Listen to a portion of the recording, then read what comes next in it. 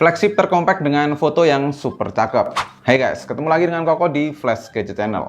Iya, ini adalah Xiaomi 14. Dan sudah lebih dari seminggu saya pegang smartphone ini. Dan semenjak perilisannya saya sudah penasaran dengan hasil kameranya. Apalagi ketika teman-teman reviewer lain sudah ngepost hasil fotonya lewat Instagram. Saya lebih penasaran. Dan ketika saya sudah pegang smartphone ini, satu kata sih buat si Xiaomi 14 ini yaitu amazing. Gimana enggak? Buat saya yang suka foto-foto dengan portrait tuh hasil foto portraitnya super cakep. Lalu di sektor performa pun ya kelas flagship tentu semua udah mengakomodir ya.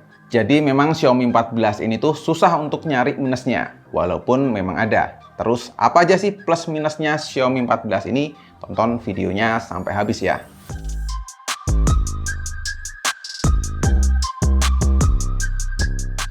Biar enak, mari kita omongin plus-plusnya dulu. Mulai dari kameranya yang ngebuat saya amazed. Memang sih si kameranya ini tuh mengakomodir semua kebutuhan saya. Dan kalau soal spek, teman-teman bisa googling aja. Di situ tertulis kalau Xiaomi 14 ini menggunakan lensa optik Leica Summilux. Selama saya pegang Xiaomi 14 ini untuk libur selama lebaran kemarin, untuk foto-foto dengan banyak momen, pertama yang saya notice yaitu tombol shutternya tuh jarang banget delay, lancar pol. Dan ini beberapa hasilnya.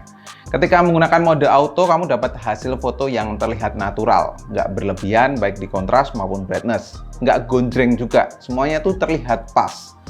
Dynamic range juga luas, detail tentu juga bagus. Buat beberapa orang yang suka hasil foto sedikit gonjreng atau saturated gitu, mungkin Xiaomi 14 ini nggak cocok. Apalagi kalau nggak suka foto hitam putih kayak gini. Tapi buat saya sendiri filter Leica Black and White kayak gini tuh nambah suasana foto yang makin cakep. Bukan cuma sekedar hitam putih aja, tapi menambah tingkat kedalaman fotonya itu sendiri.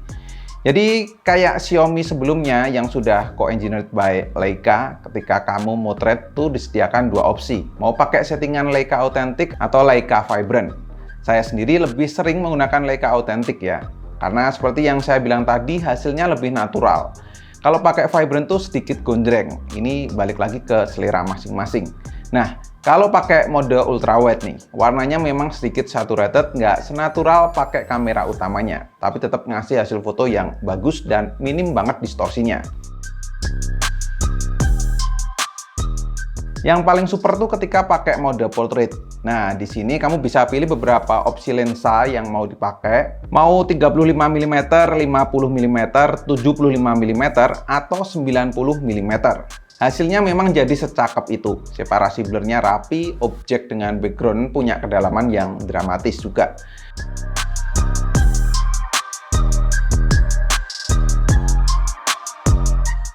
Sedangkan di kamera depan menurut saya terbilang cukup standar nih untuk kelas flagship. Nge-handle backlight pun juga bisa diandalkan ya. Beauty-nya dan skin tone-nya tuh juga terlihat natural.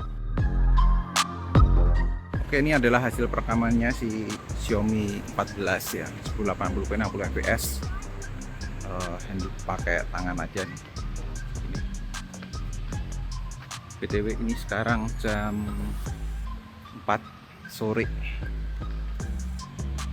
Lanjut ke video, sebenarnya bisa merekam hingga 8K, tapi saya hanya nyoba sampai 4K saja. Kualitas warnanya kayak hasil fotonya tadi, terlihat natural dan videonya pun juga stabil.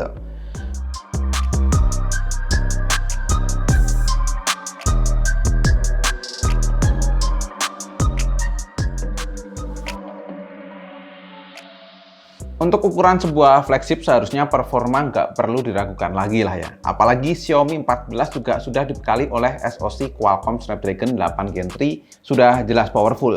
Namun bagaimana dengan experience-nya? Nah, di sini saya juga happy dengan experience-nya karena ya buat main game tuh aman banget. Seperti tentu game Mobile Legends, saya bisa dapat settingan rata kanan ultra.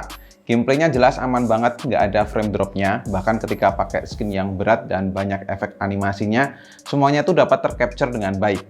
Yang cukup membuat saya amazed juga di manajemen dayanya terbilang irit untuk sekelas flagship. Dalam 30 menit bermain game ini, baterainya berkurang 8% dan suhunya juga stabil di 45-46 derajat aja. Itu saya mainnya di ruangan tanpa AC ya. Gimana kalau mainnya di ruangan ber-AC? Pasti lebih aman lagi. Dan karena handheldnya tuh compact, jadinya nggak merasa capek ketika main game lama pakai smartphone ini. Meskipun seharusnya ketika kamu beli Xiaomi 14, peruntukannya tuh bukan untuk main game sih, kalau menurut saya. Tapi sekali lagi, misal sesekali untuk main game, flagship ini tuh bisa banget. Di game Genshin Impact ini kamu bisa dapat settingan medium, tapi bisa juga di setting mentok rata kanan hingga 60 fps. Di sini gameplaynya jelas aman, animasinya juga smooth, yang langsung berasa yaitu panasnya nyampe di 47 derajat Celcius. Sedangkan baterainya berkurang cuma 11% aja.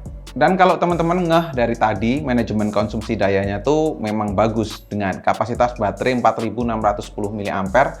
Menurut saya dalam pemakaian selama ini Xiaomi 14 terbilang irit. Untuk nonton YouTube 4K SDR10 selama 1 jam, baterainya berkurang 8% aja. Terus ngetes pakai PCMark baterai life juga bisa dapat 15 jam lebih. Dan pas ngetes buat main game juga terbilang irit untuk sebuah smartphone flagship. Ngetesnya juga kenceng berkat bawaan adapter charger berukuran 90 watt. Poin plus selanjutnya yaitu di bagian desain. Ya, betul. Ini adalah smartphone flagship terkompak di 2024 sampai video ini dibuat. Dari segi dimensi, ukurannya 152,8 x 71,5 x 8,2 mm. Kalau beberapa tahun belakang selalu didominasi Zenfone sebagai smartphone terkompak, kali ini menurut saya jatuh ke Xiaomi 14 ini. Sebab bodinya tuh nggak kekecilan, tapi juga nggak kegedean, kayak flagship lain. Bodi belakang bermaterial glass, finishingnya juga glossy, framenya aluminium, dan bagian depan di sisi layar juga sudah dilindungi Gorilla Glass Victus. Jadi memang desainnya tuh berasa banget mewahnya. Namun karena glossy, jadi mudah banget untuk ninggalin bekas sidik jari. Jadi selama ini saya pakai case bawaannya aja, supaya lebih aman dan lebih keset ketika dipegang. Bump kameranya memang rada tebel ya, tapi masih terbilang oke karena desainnya yang kotak. Sebagai orang yang punya tangan cukup gede, menurut saya Xiaomi 14 ini masih pas di genggaman saya. Pegangannya tuh loh, nyaman banget. Balik lagi sekarang soal ngomongin layar. Di sini saya juga terbilang puas. Layar 6,3 inch untuk sebuah flagship ternyata sudah memenuhi kebutuhan saya yang tiap hari tuh main game, nonton video, dan main sosial media. Karena saya terbiasa pegang dua smartphone, Android dan Apple. Dan di mana saya masih menggunakan iPhone 13 yang layarnya terbilang nggak lebar banget. Jadi ketika pegang Xiaomi 14 ini tuh langsung cocok. Layar LTPO OLED sudah 120Hz, Dolby Vision, SDR10+, dan brightness peak-nya tuh di 3000 nits. Secara kualitas produksi warnanya jelas mumpuni. Namun kalau dibandingkan dengan Samsung terasa lebih genjreng Samsungnya sih. Walaupun kalau kamu pengen layar yang vivid, bisa kamu setting lewat pengaturan layar ini. Bisa kamu adjust sendiri tuh mau seperti apa warna di layarmu. Dan di sini settingan layar ini pula kamu bisa menemukan AI Image Engine. Ada Super Resolution, AI Image Enhancement, AI SDR, dan MEMC. Namun kalau kamu mengaktifkan semuanya itu akan cepat menguras baterai si Xiaomi 14 ini. Plusnya lagi nih, Xiaomi 14 sudah tersertifikasi IP68. Jadi aman lah kalau misal kena air. Ya ini menurut saya pribadi, fitur IP68 itu udah kayak wajib di smartphone flagship. Contohnya di Xiaomi 14 ini. Nah, tapi juga masih ada minusnya. Unit yang saya pegang ini ternyata ngembun di kamera kalau dipakai lama buat foto-foto atau rekam video di luar ruangan. Namun itu masih nggak terlalu bermasalah karena tinggal didiamkan sebentar udah hilang sendiri. Atau kalau unitmu bermasalah seperti ini ya langsung aja deh bawa ke service center. Kedua, walau sudah menggunakan HyperOS yang lebih smooth daripada MIUI, tapi iklannya tuh masih saya jumpai. Nggak sampai mengganggu banget sih, cuman risih aja. Masa HP flagship masih ada iklannya? Kesimpulannya Xiaomi 14 ini tuh sebenarnya menjadi pembuktiannya Xiaomi Indonesia ngebawa flagshipnya masuk ke Indonesia. Dan itu memang terbukti dan memuaskan ya hasil Xiaomi 14 ini. Mengusung Leica di sisi kamera juga langkah yang tepat karena hasil fotonya memang secakep itu. Terus yang paling membuat saya nyaman sih sebenarnya di desain compactnya. Sedangkan untuk minusnya, kalau kamu dapat unit yang ngembun kayak unit yang saya pegang ini, langsung aja bawa ke service center, barangkali ada info soal pergantian unit. Cuman informasi ini harus saya konfirmasi lagi ke Xiaomi Indonesia ya.